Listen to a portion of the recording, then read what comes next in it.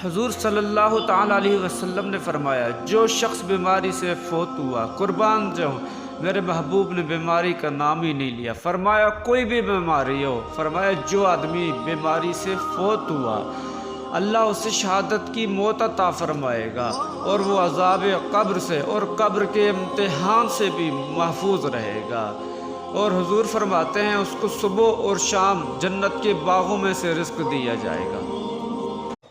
हुज़ूर सल्लल्लाहु ताला अलैहि वसल्लम ने फरमाया, जो शख्स बीमारी से फोत हुआ, कुर्बान जाऊँ, मेरे महबूब ने बीमारी का नाम ही नहीं लिया। फरमाया कोई भी बीमारी हो, फरमाया जो आदमी बीमारी से फोत हुआ, अल्लाह उसे शहादत की मौत अता फरमाएगा और वो अज़ाब कब्र से और कब्र के इम्तिहान से भी महफूज रहेगा।